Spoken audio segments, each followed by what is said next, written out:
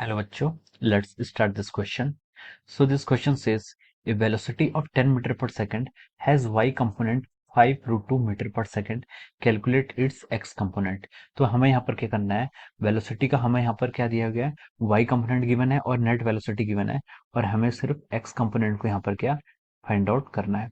तो चलिए, इस क्वेश्चन का जो आपका की कॉन्सेप्ट है, ये आपका क्या वेक्टर के रिजोल्यूशन पर बेस्ड है। किस पे है?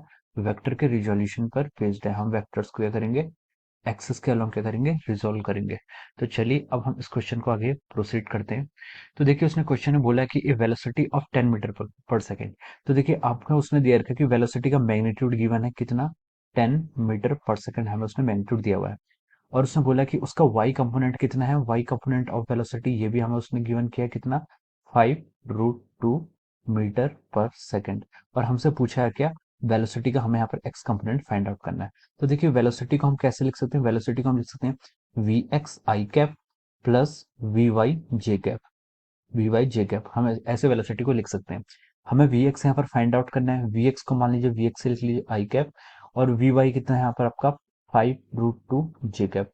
अब देखिए, आई और जे कैप जो होते हैं ये क्या होते हैं, एक दूसरे के परपेंडिकुलर वेक्टर होते हैं। ये यूनिट वेक्टर्स जो आपके आई जे के हैं, ये क्या है, ऑर्थोगोनल्स वेक्टर हैं।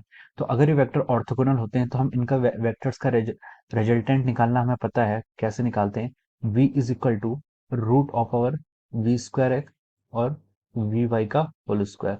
तो हम ऐसे करके इसे कैलकुलेट कर सकते हैं।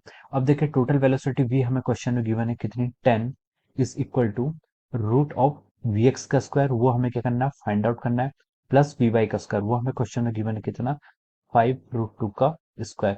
तो चलिए अब दोनों साइड स्क्वायरिंग कर लेंगे। तो ये हो जाएगा आपका 100 और ये हो जाएगा वी स्क्वायर एक्स प्लस, अब देखिए इसका स्क्वायर करेंगे तो ये कितना, 5 का स्क्वायर 25 और √2 का स्क्वायर 2। तो 25 × 2 ये कितना जाएगा आपका 50 आ जाएगा। तो हम लिख सकते हैं यहाँ से आएगा वी स्क्वायर एक्स आपका कितना जाएगा, 50 इक्वल आ जाएगा। और हम फर्दर इसको लिख सकते हैं वी एक्स की वैल्यू भी कितनी आ जाएगी आपकी, 5 √2 मीटर पर second.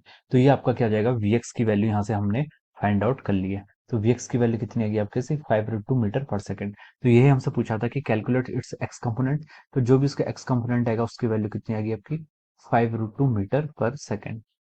So I hope you all understood this concept. All the best.